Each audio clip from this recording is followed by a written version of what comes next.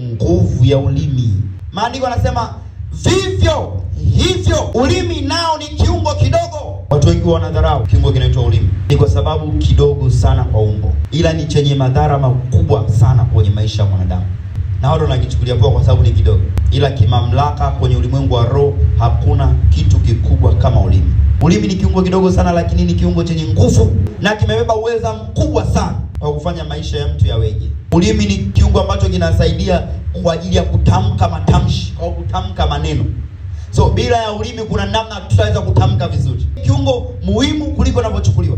Lakini ulimi una kazi nyingine. Kazi nyingine ni kugundua ladha ya chakula au kinywaji.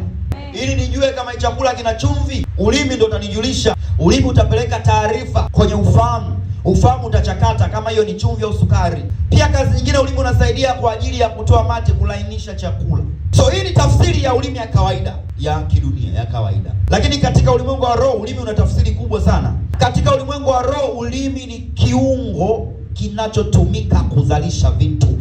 Kitabu cha Kutoka 4:10 maandiko yanasema Musa akamwambia Bwana, Bwana, mimi si msemaji tokea zamani, wala tokea hapo uliposema mtumishi wako, maana si mwepesi wa kusema na ulimi wangu ni mzito. Hakusema miguu yangu mizito, wala kusema ufahamu wangu ni mzito, ila alisema ulimi wangu ni mzito. Musa anajua kabisa siri ya kwenda ili niweze kufanikiwa na kuwatoa. Ulimi wangu ndio una mamlaka na una nguvu wa kunitoa mimi kwenye haya machozi. Ulimi wangu ndio una mamlaka na nguvu ya kunitoa mimi kwenye madeni. Ulimi wangu una nguvu ya kunitoa mimi kwenye kila aina ya matatizo. Ulimi wangu. Musa sio hawezi kwenda kwa sababu hana miguu.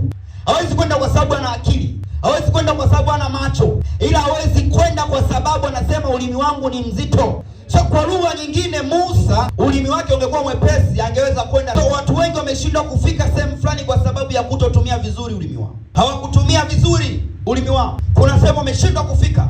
So Musa anamwambia Mungu, mimi siwezi kwenda kwa sababu ya ulimi wangu mzito. Kwa nini unatembea na ulimi? Ulimi ndio miguu. So Musa amejua kitachonikwamisha mimi hapa ni kutamka. Kitachonikwamisha mimi ni kutamka maneno. Ulimi haihitaji kuwa na miguu wala mikono wala macho, ila inahitajika kutamka. Ndio maana imani ni kuwa na uhakika mambo yatarajiwa, ni bayana mambo yasionekana. So hata tusipoona tunatamka. Tunachohitaji ni ulimi. Hatima yako imefungwa kwenye kinywa chako. Kinywa kinachokaa kimya ni sawasawa na hatima iliyofungwa. Tunajua watu wengi tulisoma nao na walikuwa very bright, very smart. Walikuwa na akili sana. Maisha yao yamekuwa ya kawaida kwa sababu walikuwa wanategemea tu ufahamu bila kutamka.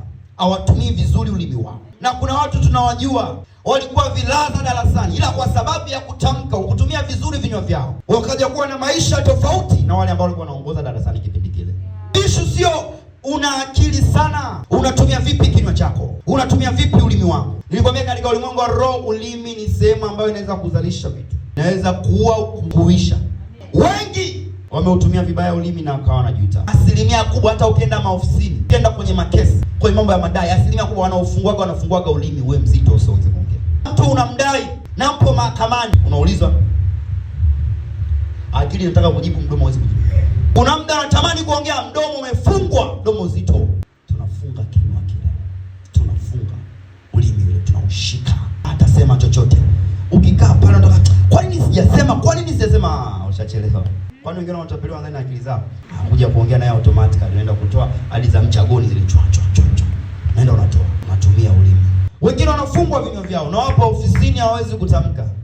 Na ulimi ni kiungo ambacho kinatumika katika ulimwengu wa roho katika mamlaka kubwa sana. Popote ambapo ulishindwa kufanya maamuzi katika jina la Yesu Kristo, ulimi wako ukatamke. Ulipopoteza kwa sababu ya ulimi wako ulishindwa kutamka, na kuombea popote kwenye toxic relationship na kutamkia katika jina la Yesu Kristo, kwenye biashara popote ambapo ulimi wako ukuwa na nguvu na kutamkia ukawe na nguvu.